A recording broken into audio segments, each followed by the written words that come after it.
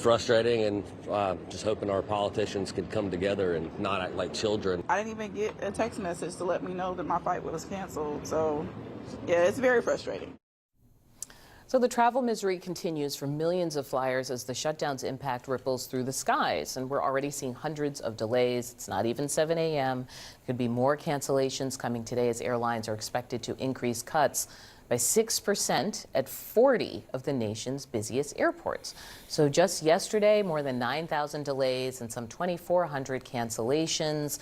That's the FAA cancellations, that's the weather, but either way, it was one of the worst days for air traffic control since the shutdown began. All right, I want to talk more now about the president, who's been threatening to dock air traffic controller pay if they don't show up for work. And then he also wants a $10,000 bonus for controllers who worked through the shutdown. I don't know. I'll get it from someplace. I always get the money from someplace regardless. It doesn't matter. Some of them showed up early because they knew there was going to be a problem. Those people should be rewarded. Joining me now to discuss, Harvey Scolnick, a retired FAA air traffic controller. Good morning, Harvey. Thanks for being with us. Good morning. Great to be here with you again. I want to get your reaction to the president's comments, and there's two things to unpack there. One, he says that they want to reward the people who stuck it out and who showed up, but they also want to dock the pay of the people who didn't or who called in sick. What do you think when you hear that? Well, it's pretty sad. First of all, docking people, I'm not sure how he could even do that. Rewarding people. What happens to the people who couldn't come to work one day because their child was sick or something, and so they had to call in sick, so they're not going to get the 10,000, but the other people who were fortunate enough to be able to show up every day, they're going to get it. So that could cause friction in the workplace. And one thing about air traffic control in towers and TRACONs and centers is that it is a teamwork operation. It is one that maybe the individual techniques in getting the job done are a little different and a little unique for each person, but in the end, it's kind of like a jazz combo. It comes together and fits. You don't want that to be destroyed. Yeah, it sounds like you're saying this is divisive in a moment when I think Sean Duffy was saying you had multiples of people retiring and just kind of leaving the business altogether.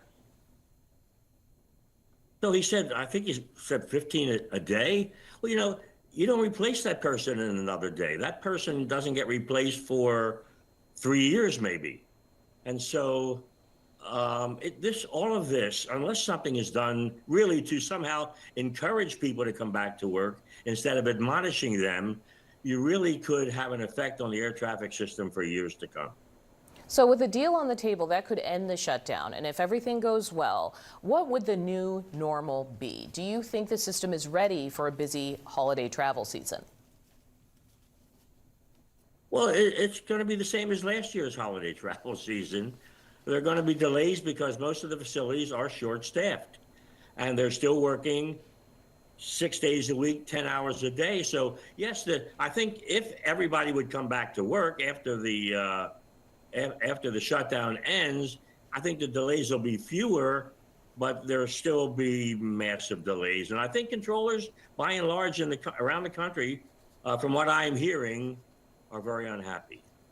I think back to the 80s where air traffic controllers faced kind of a backlash when they went on strike. That was a different moment politically, but do you think there's a worry that the public could start to feel like this is somehow the fault of air traffic control, or that as this drags out, it'll become a problem for that already kind of beleaguered community of workers?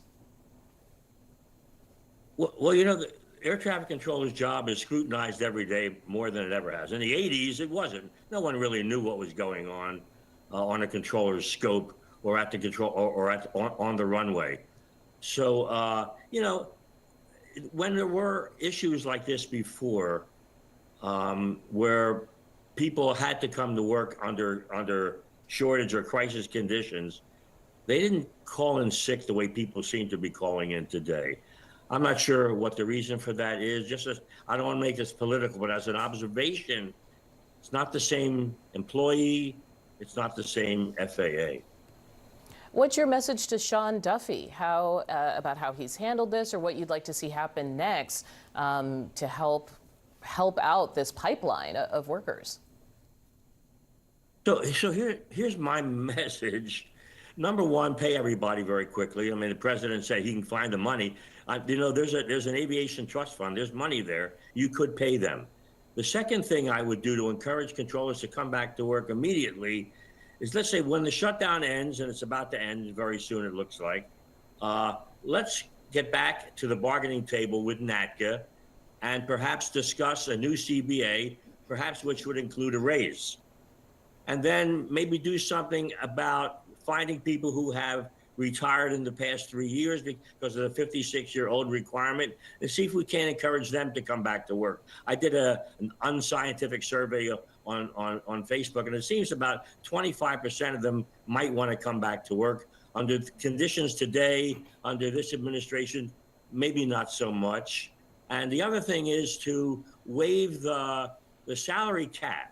There's a salary cap for federal employees, and it appears monthly. It's a yearly cap, but there's also a monthly cap. Waive that for the people who go over that each month.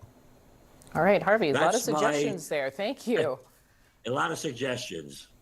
All right, and Harvey Scolnick, thanks so much for talking with us.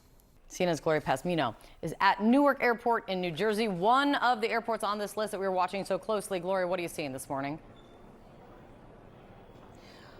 Okay, look, it looks like sort of a regular early Tuesday morning here at the airport so far. On the board, we've seen just one cancellation, but it is pretty busy and moving here so far. We're going to see just how much it changes as the day proceeds. Now, like you said, while the end of the government shutdown appears to be in sight after that Senate vote late last night, travel is likely to remain difficult for the foreseeable future. And the reason for that is because until this shutdown is finalized, the FAA has to continue to follow this emergency order to incrementally reduce flights across major U.S. airports. Now, like you mentioned, this is supposed to increase up to 10%, and starting today, 6% of flights are going to be cut. Now, this is only expected to grow in the next few days to 8% on Thursday and eventually 10% on Friday until the shutdown is finalized. Now, so far today, we're seeing a little over 1,200 cancellations so far, over 500 delays, and it's frustrating many of those travelers. Take a listen.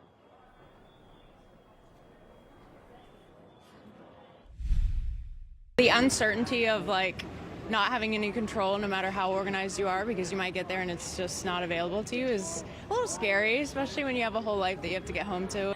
I'm exhausted, I am tired, I am mad. I had to call the customer service, they couldn't give me anything.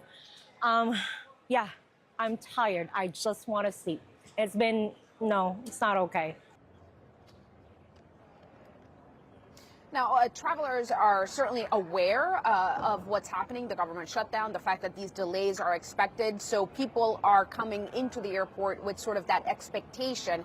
Now, there's also the whole question of air traffic controllers. As you said in the beginning, Kate, they are now going into their second full missed paycheck. And we've heard from the Air Controllers Union about the fact that even after the shutdown ends, it does not necessarily mean that air controllers will be right back on the job immediately. And just for some context, last time there was a shutdown in 2019, it took air controllers more than 2 months to get the pay back that they were owed from the time that the government was shut down. We've also heard from the union about the fact that air traffic controllers have had to take on second jobs in order to make ends meet. So even if this government shutdown ends quickly perhaps in the next few days, by Friday, it is unlikely that we will see an immediate return of those air traffic controllers, which is certain to continue to keep causing problems when it comes to air travel, delays and cancellations. Kate?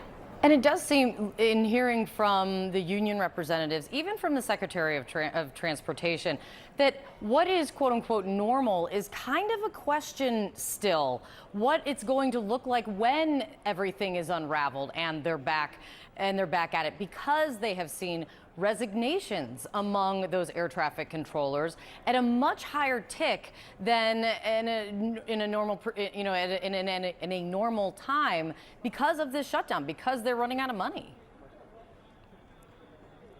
That's exactly right, Kate. And remember, before we had the shutdown, this is an industry that's been under an incredible amount of pressure in the last few years. We know there is a staffing shortage.